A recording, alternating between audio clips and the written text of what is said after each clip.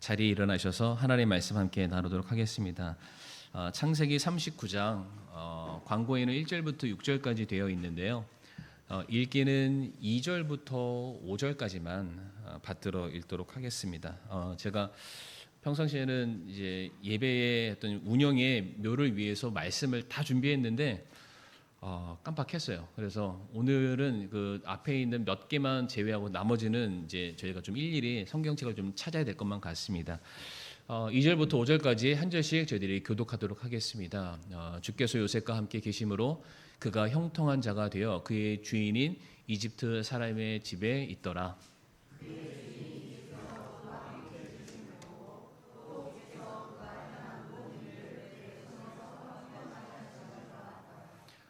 요셉이 그의 눈앞에서 은혜를 입어 그를 섬김에 그가 그를 자기 집을 감독하는 자로 삼고 자기의 모든 소유를 그의 손에 맡기니 그가 그를 자기 집과 자기의 모든 소유를 감독하는 자로 삼은 뒤부터 주께서 요셉으로 인하여 그 이집트 사람의 집에 복을 내리셨으므로 주의 복이 그의 집과 들에 있던 그의 모든 소유에 임하니라. 아멘.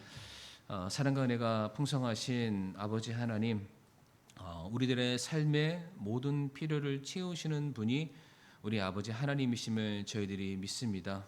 우리가 무엇을 먹을까, 무엇을 마실까, 무엇을 입을까 염려하는 삶보다는 온전히 우리들의 삶에 하나님의 왕국과 그분의 뜻을 이루는 것이 가장 첫 번째 사명이자 우리들의 삶의 목적이 될 수 있게 아버지 인도해 주시옵소서. 그리하였을 때에 하나님께서 우리들의 삶에 채워주시는 은혜가 있는 줄을 저희들이 믿습니다. 그 믿음 가지고 살아가게 인도하여 주시옵소서.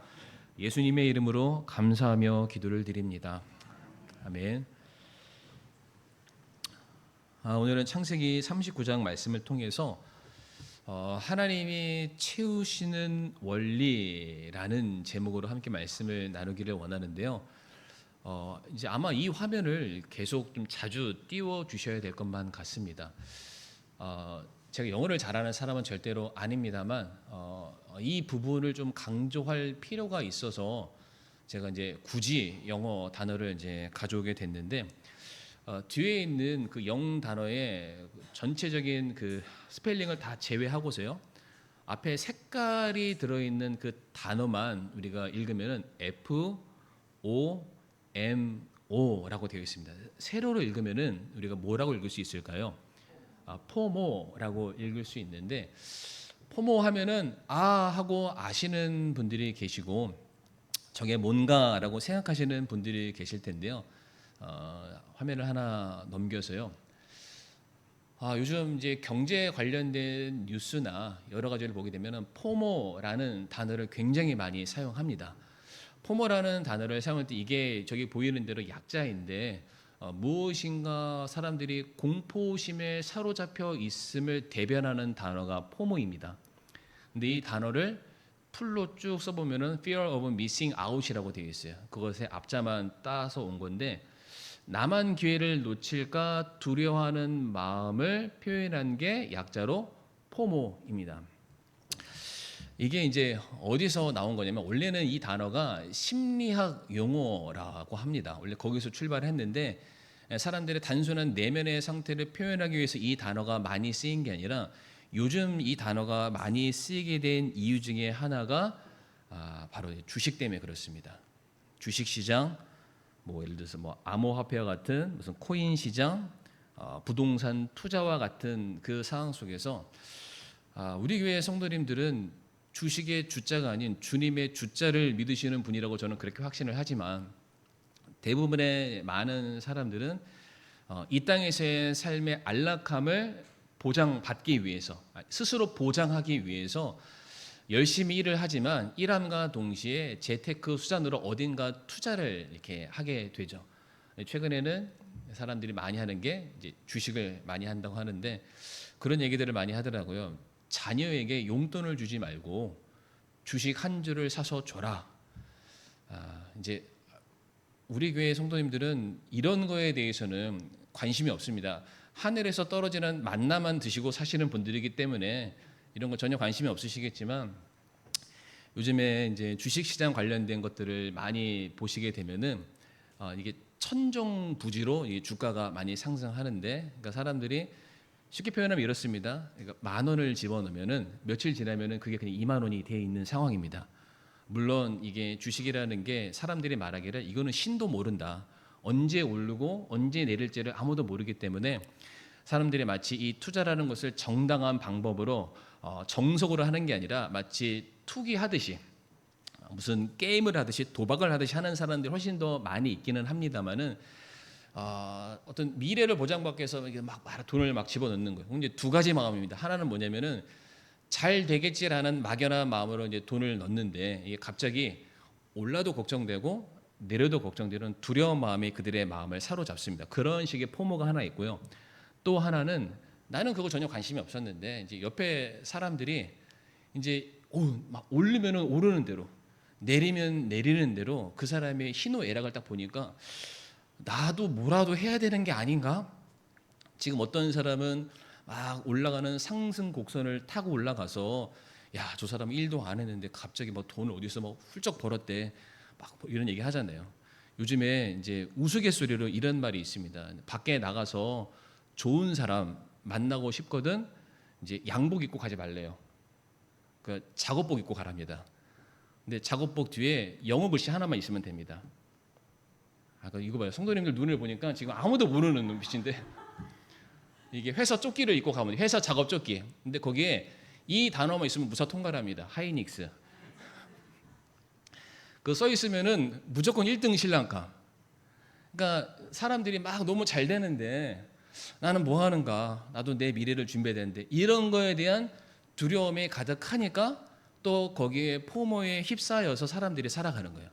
그러니까 잘 돼도 불안하고 안 돼도 불안하고, 잘 되는 사람 꼴을 보고 있으니까 배가 아프고 내 막막한 미래를 보니까 또 불안하고, 이러한 마음들이 지금 모든 사람들의 심리를 굉장히 지금 딱 지배하고 있는 그러한 시대를 살아가고 있습니다.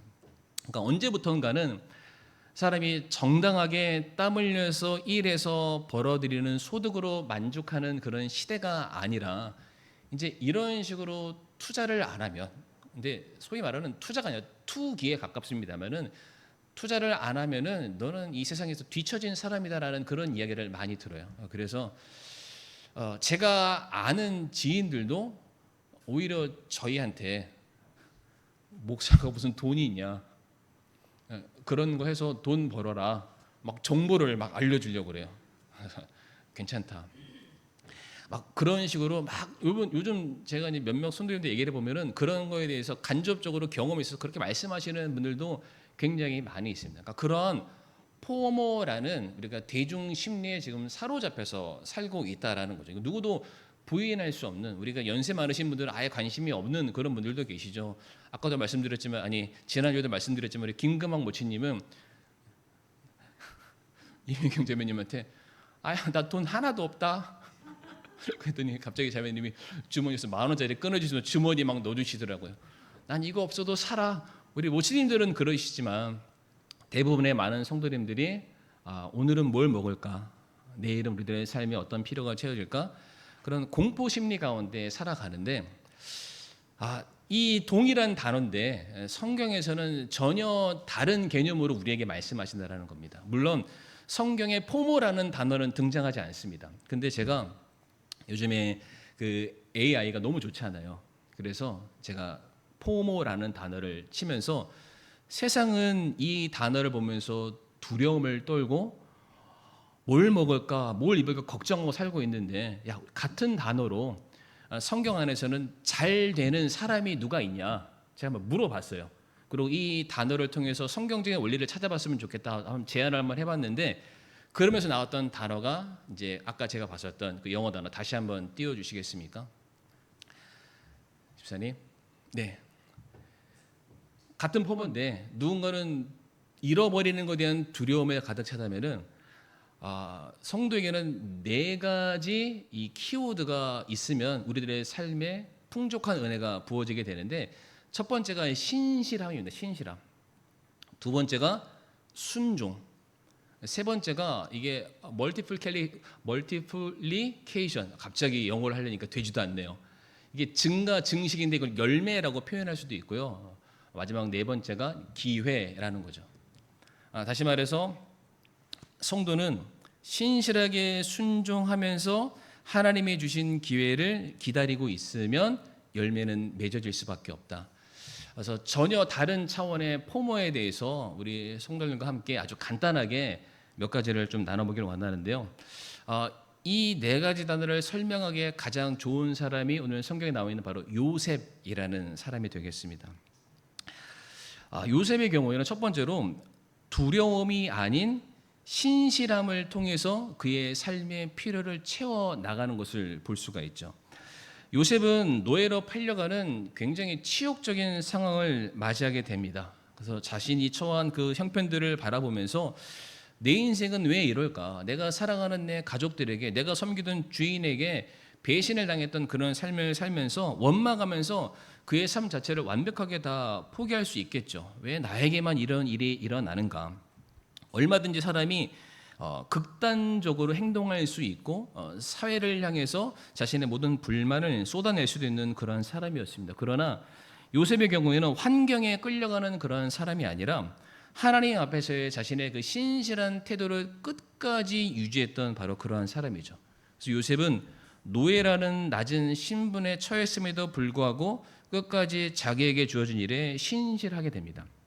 그때 창세기 39장 2절 말씀 보면은 뭐라고 되어 있냐면은 그 신실한 요셉 위에 하나님의 은혜가 함께하게 되는데요. 39장 2절 말씀에 주께서 요셉과 함께 하셨다라고 말씀하고 계세요. 그냥 함께 하신 것이 아니라 이미 먼저 요셉이 자신이 맡겨진 상황에 신실하게 주어진 일에 책임을 다하게 되었을 때 하나님이 그 요셉과 함께 하시게 되는데, 중요한 것은 하나님이 요셉과 함께 하셨을 때 그때 당시는 요셉이 왕궁의 어떤 신하나 총리로서의 역할을 감당했던 위치가 아니라 노예로서의 삶을 살고 있었다는 것이죠. 그러니까 아무것도 없는 상황이었습니다. 그럼에도 불구하고 여전히 신실함으로 무장되어 있을 때에 하나님께서는 그 신실함 위에 그의 삶에 더 많은 은혜를 채워주시더라라는 그런 원리가 될 텐데요. 오늘날 많은 사람들, 이거는 믿거나 믿지 않거나 많은 사람들이 하나님께 구하는 게 뭐냐면, 하나님 일단 뭔가를 주시면 내가 그걸 가지고 하나님을 섬길게요 라고 말하면서 하나님과 뭔가 거래를 하는 듯한 모습들을 많이 보여주고 있습니다. 근데 성경의 원리는 정반대입니다.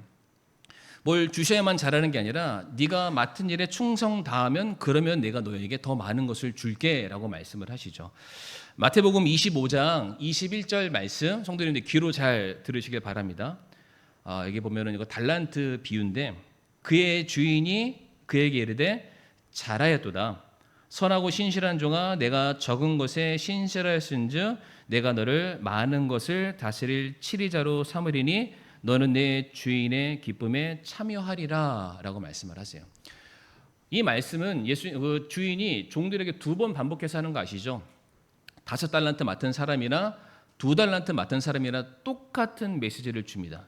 다시 말해서 많이 남긴 자에게 더 많은 축복을 준 것이 아니라 맡아진 부분에 대해서 신실하게 그것을 이행했던 사람들에게 주인이 똑같은 축복을 주게 됩니다. 근데 성도님들, 1달란트 받은 사람을 기억하시죠? 그 사람은 두려움에 빠졌습니다. 세상적인 포모에 빠진 거예요. 내가 가지고 있는 것을 잃어버리면 어떻게 할까? 그러나 신실한 종은 나에게 이 사명을 맡겨주신 주인을 경외하는 마음으로 주어진 사명에 충성을 다했더니 오히려 그는 평안함과 더 큰 은혜와 축복을 받게 되더라. 그래서 우리들의 삶에 은혜가 채워주는 첫 번째 원리는 바로 신실함입니다. 내게 주어진 상황이 남들에 비해서 가진 것이 적고 출발점이 남들보다 훨씬 더 낮다 할지라도 내게 주어진 모든 상황에 내가 신실함으로 반응하게 되었을 때에 하나님은 그 신실한 자 위에 더 큰 은혜를 주시더라. 2번째, 순종입니다. 순종. 이게 영어로 오에 해당되는 부분인데요. 요셉이 보디발 장군의 집에서 일을 하는 동안 보디발의 아내가 이제 요셉을 유혹하는 장면을 아마 기억하실 텐데, 혹시 성도님들 왜 그 보디발 장군의 아내가 요셉을 유혹한지 알고 계신 분 계시나요? 잘생겨서 그렇다. 아니면은 체구가 좋았다. 우리가 보통 그렇게만 상상하는데 성경은 이 부분에서 밝히 말하고 있지 않지만은 보디발 장군을 나타내는 그 히브리어 원어 중에 샤리스라는 단어가 나옵니다. 히브리어로. 근데 샤리스라는 이 단어가 어떠한 단어를 설명해 주는 단어냐면은 환관을 나타낼 때 쓰이는 단어라고 합니다. 환관. 환관이 뭔지는 아시죠? 네. 그러니까 보디발 장군이 역사적으로는 우리가 이 자료를 증빙할 수 없습니다만 보디발 장군을 설명할 때 히브리어 샤리스가 쓰이는데 샤리스라는 단어가 환관이라는 직책에 놓여진 사람을 설명할 때 쓰이는 단어라고 합니다. 예를 들어서 높은 자리에 있는 사람은 사랑해서 결혼하기도 하지만 정략적으로도 결혼하기도 합니다. 가문과 가문이 필요에 의해서 만나기도 하죠. 그래서 이 성경 신학 가운데는 이러한 논리도 있는데 뭐냐면 보디발 장군의 경우에는 왕 옆에서 보필하는 아마 환관이었을 것이다. 그래서 나라의 모든 필요들을 왕 옆에서 그것을 다 보관했던 그런 사람인데 그의 아내가 보디발 장군을 통해서 얻을 수 있는 기쁨을 얻지 못하기 때문에 그의 관심이 다른 곳으로 쏠린 것이다 라는 그런 이론들도 있습니다. 근데 뭐가 됐든지 간에 생각해 보세요. 그러니까 머슴 같은 사람이 집안 안주인에게 총애와 사랑을 받게 됩니다. 물론 그 사랑을 받는다고 해서 내 신분이 바뀌는 것은 아니지만은 그 주인을 통해서 얼마나 많은 필요를 얻어낼 수 있을까. 남들은 죽 한 그릇 먹는다면은 요셉의 경우에는 안주인에게 잘 보이면은 고기 한 덩이라도 먹을 수가 있습니다. 다시 말해서 내 삶의 필요를 더 많이 얻어낼 수 있고요. 세상적으로 얼마든지 출세할 수 있는 기회를 요셉이 얻게 된 것이죠. 그런데 요셉이 그것을 과감하게 거절합니다. 근데 요셉이 그것을 거절했던 그 이유가 창세기 39장 3절 말씀 보게 되면 내 어찌 하나님께 범죄하리요라고 말하고 있습니다. 보디발 장군을 말하면서 그 앞에서 내가 죄를 짓지 않겠다라고 말했던 것이 아니라 지금 나를 보고 계시는 하나님 앞에서 나는 감히 죄를 범할 수 없다. 하나님이 나를 이곳에 보내셨고 나에게 사역을 맡겨주셨고 나는 여기서 신실하게 이 사역을 감당으로 말미암아 그리스도의 대사가 되어서 주님의 영광을 드러내는 삶을 살아야 되는데 내 한순간의 성공이라는 유혹에 빠져서 내게 주신 사명이라는 자리를 나는 결코 벗어날 수 없다. 나는 하나님께서 내게 맡겨주신 사명에 순종하는 자가 되겠다. 그러니까 하나님을 경외하는 사람들은 눈앞의 이익에 흔들리지 않는다라는 것입니다. 그래서 요셉의 순종의 결과는 당장에는 그가 감옥에 갇히는 억울한 상황을 경험하게 되지만 이제 하나님께서 그 상황을 뒤집어서 그 감옥으로 말미암아 왕 앞에 설 수 있는 통로로 그것을 이용하시게 되고요. 그의 순종의 결과가 한 나라의 모든 권력을 왕 다음으로 차지하는 놀라운 축복을 받게 됩니다. 이것이 바로 하나님께서 그들에게 채우시는 원리인데 이 요셉과는 정반대되는 사람이 있습니다. 당장에 눈앞에 있는 이익에 모든 것이 홀려서 그것을 선택했던 사람이 있는데 그게 너무나도 유명한 창세기에 나오는 인물이죠. 아브라함의 조카 누굴까요? 롯이 있습니다. 눈을 들어 바라보니까 소돔과 고모라가 보였죠. 저기 가면은 내 꿈과 내 야망과 먹고 사는 문제가 해결될 것 같다. 선택을 했는데 그것을 선택하는 순간 그의 길이 어떻게 됐나요? 성공과 인생의 부를 보장받은 것이 아니라 가족을 잃게 되었죠. 가장의 위신을 잃게 되었고요. 그가 가진 모든 재산들을 다 잃게 되었습니다. 잠언 14장 12절 말씀이 어떤 길은 사람이 보기에 오르나 그것의 끝은 사망의 길들이다. 다시 말해 요셉은 앞에 있는 유혹 때문에 하나님과의 관계를 떠나는 그런 일들을 선택하지 않았습니다. 하나님을 더 소중히 여겼고 그가 감옥에 처해는 손해를 감수할지라도 그는 하나님 앞에 순종하는 삶을 선택하게 되었을 때에 잠깐은 실패하는 것처럼 보였지만은 오히려 하나님께서 그를 이집트의 총리 자리까지 올려주시는 채워주시는 은혜를 경험하게 됐다는 것입니다. 신실함이 필요하고요.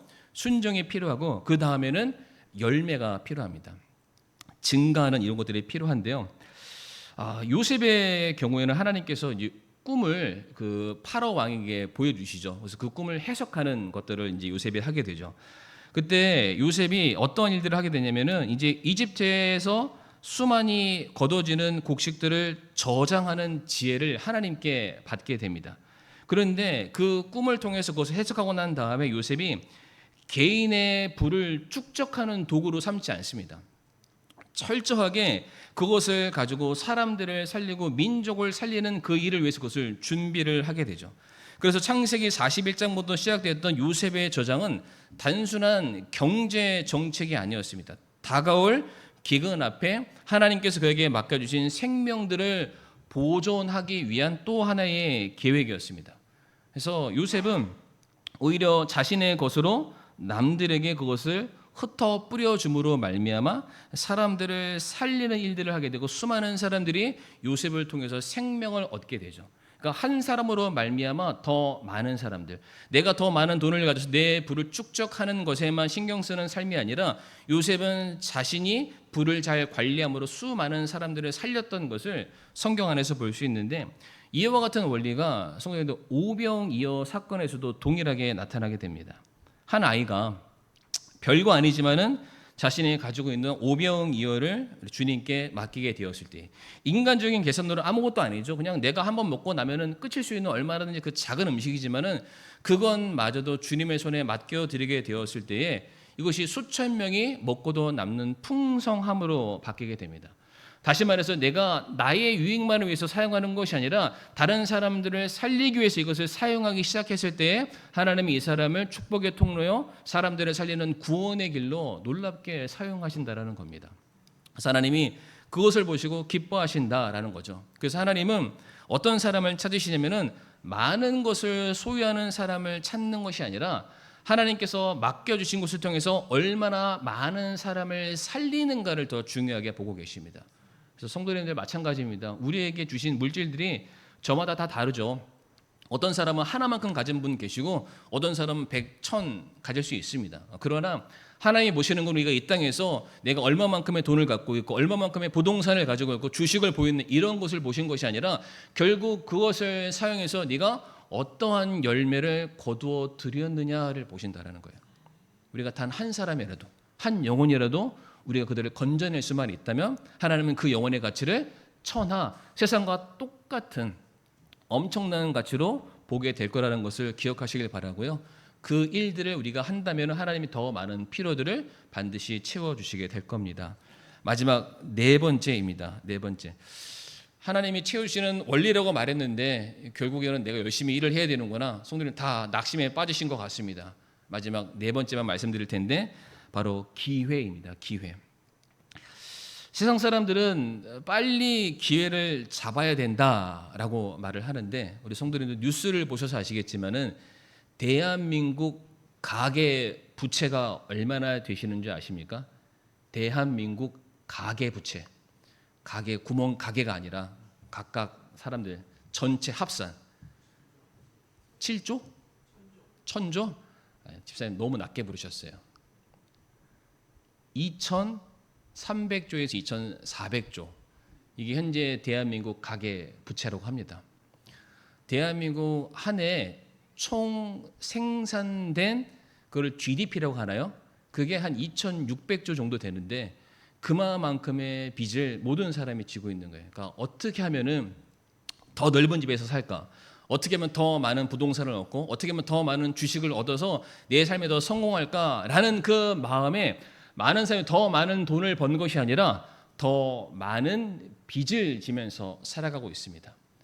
그러니까 그 성공이라는 기회를 붙잡기 위해서 포모에 빠져서 나 지금 놓치면은 나는 더 이상 성공할 수 없어. 그 마음에 없던 빚마저도 져서 사람들이 인생을 투자하고 있다라는 것이죠. 자, 그러나 하나님의 사람들은 그러한 시기와 사람들이 흘러가는 세태를 바라보면서 두려워하는 것이 아닙니다. 오히려 성경에서 말하는 것은 그 기회라는 것은 내가 쟁취하는 것이 아니라 하나님의 때에 이루어지는 것이다. 그것을 받아들이는 거예요. 왜냐하면은 그 요한계시록 3장 7절 말씀에 어떤 말씀이 있냐면 그분이 여시면 닫을 자가 없고 그분이 닫으시면 열 자가 없다. 어떠한 일들에 있어서 내가 스스로 그것을 열고 닫는 주권이 우리에게 없다라는 것입니다. 하나님이 열어주셔야만 들어갈 수 있고 하나님이 닫으시면은 천하의 사도 바울도 못 들어가는 나라가 있었다라는 겁니다. 다시 말해 하나님께서 우리에게 주시는 그 기회의 때까지 인내함으로 기다리는 것, 그것이 우리의 본분이라는 것인데 요셉의 삶을 보면 참 그런 것 같아요. 요셉이 처음부터 성공한 삶이 아니었죠.